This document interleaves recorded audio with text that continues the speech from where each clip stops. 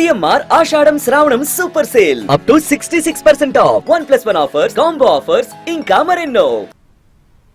హైదరాబాద్ కుకట్పల్లిలో దారుణం జరిగింది. 12 ఏళ్ల ఒక బాలికను కొందరు దుండగులు హత్య చేశారు. తల్లిదండ్రులు పనికి వెళ్లిన సమయంలో బాలిక ఒంటరిగా ఉన్న సమయంలో ఆ దుండగులు ఈ ఘాతుకానికి పాల్పడ్డారు. మధ్యాహ్నం ఇంటికి వచ్చిన తండ్రి తన కూతురు అపస్మారక స్థితిలో ఉండటాన్ని గుర్తించాడు.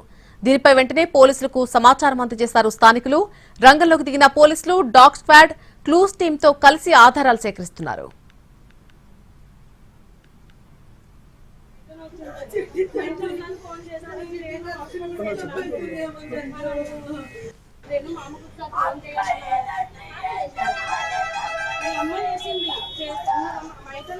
హైదరాబాద్ కుక్కట్పల్లిలో జరిగినటువంటి దారుణం ఇది.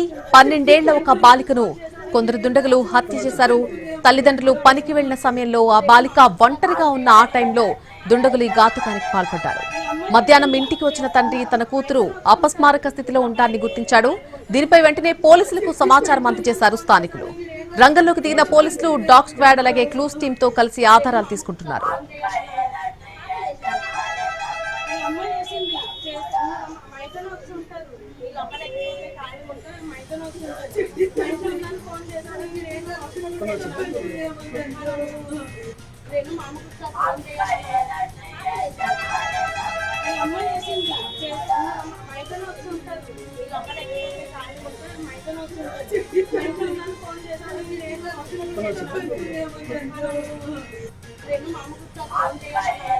హైదరాబాద్ కుకట్పల్లిలో దారుణం జరిగింది. ఒక 12 ఏళ్ల బాలికను కొందరు గుర్తు తెలియని దుండగులు హత్య చేశారు.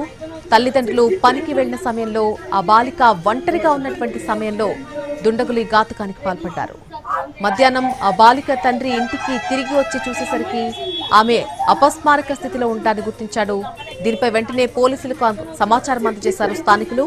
రంగంలోకి దిగిన పోలీసులు డాగ్ స్క్వాడ్, క్లూస్ టీంతో కలిసి ఆధారాలు సేకరిస్తున్నారు.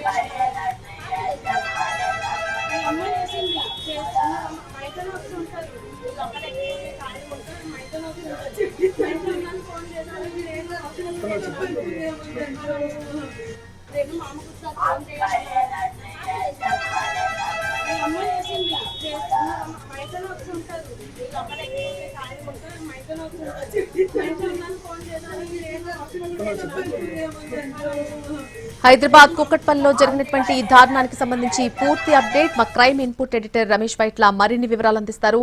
రమేష్ వైట్ల, కుకట్పల్లిలోని గౌతమ్ నగర్ లో జరిగిన ఈ దారుణానికి సంబంధించి ఇప్పుడే పోలీసులు అక్కడ చేరుకున్నారు. డాగ్ స్క్వాడ్ కూడా చేరుకోవడం జరిగింది. తర్వాత క్లూస్ టీం కూడా చేరుకుంది. అయితే శాస్త్రిని 12 సంవత్సరాలు ఇంట్లో ఒంటరిగా ఉంది. తల్లిదండ్రులు ఇద్దరు కూడా వాళ్ళ ఆఫీస్కి వెళ్ళడం జరిగింది. ఆఫీస్కి వెళ్ళిన తల్లిదండ్రులు మధ్యాహ్నం తండ్రి కొద్దిసేపటి క్రితం ఇంటికి వచ్చిన తర్వాత బాలిక మొత్తం చనిపోయి విగతజీవిగా పడిపోయి ఉండటంతో వెంటనే స్థానికులకు సమాచారం ఇచ్చారు. ఫ్లాట్ లో ఉన్న వాళ్ళందరూ కలిసి స్థానికులు పోలీసులకు సమాచారం ఇవ్వడంతో పోలీసులు అక్కడ చేరుకున్నారు. అయితే బాలికను చంపేసినట్లు ఉందని చెప్పి కూడా అటు పోలీసులు అనుమానిస్తూ ఆ కోణంలో విచారణ జరుపుతున్నారు. అయితే బాలికను ఎవరు చంపారు అనే కోణంలో విచారణ జరుపుతున్నారు.